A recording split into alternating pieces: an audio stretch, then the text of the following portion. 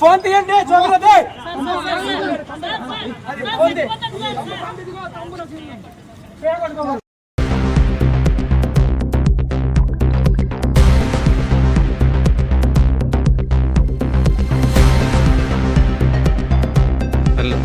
చెప్పండి, ఏమైందండి care hospital? 6:30కి accident అయింది సార్, మన సిరిపురం సర్కిల్.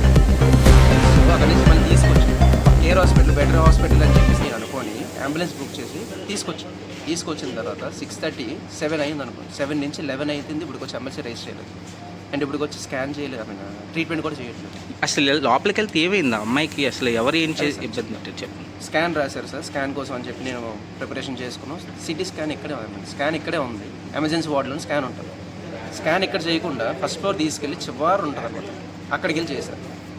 చేసిన వాళ్ళు క్లాత్ పైన స్కాన్ చేసినా అవుతుంది సార్, అట్లీస్ట్ నాలెడ్జ్. కానీ టోటల్ క్లాత్ మొత్తం పైనుంచి కింద వరకు క్లాత్ తీయాల్సిన పని ఏంటి, క్లాత్ తీసి అన్వాంటెడ్గా అబ్యూస్ చేయడం, అది జరిగింది సార్. ప్రకాష్ అన్న వ్యక్తి ఇలా చేశారు అక్కడ కేర్ హాస్పిటల్లో.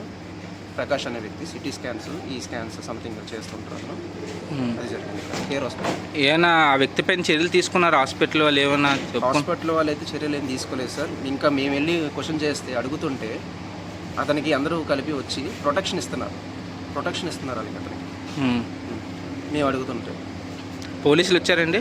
పోలీసులు ఫోన్ చేయడం జరిగింది సార్, పోలీసులు వచ్చారు, సిఐ గారు, ఎస్ఐ గారు వచ్చారు, మాట్లాడడం జరిగింది. అతన్ని ఎంక్వైరీ చేసి మా దగ్గర స్టేట్మెంట్ తీసుకున్నారు, ఆయన దగ్గర తీసుకెళ్ళడం జరిగింది రీడౌన్కి. సరే సార్, ఓకే జరిగింది. ఏంటి న్యాయం కావాలని కోరుతున్నారు చెప్పండి. న్యాయం అయితే మీకు తెలిసిందే సార్, ఇది ఏదేం కొత్త కాదు, ఎక్కడికి వెళ్ళినా జరుగుతున్నాయి. కానీ హాస్పిటాలిటీ అనేది చాలా కేర్గా ఉండాలి, చాలా గుడ్ విల్లో ఉండాలి. కానీ ఇలాంటివన్నీ చేస్తున్నారు. ఏ హాస్పిటల్ కానీ ఎవరైనా సార్ వెళ్తారు, కొంచెం దీని మీద గట్టిగా యాక్షన్ తీసుకొని ఏం చేస్తే సాటిస్ఫై అవుతారో అది కొంచెం మీరు చూడండి సార్.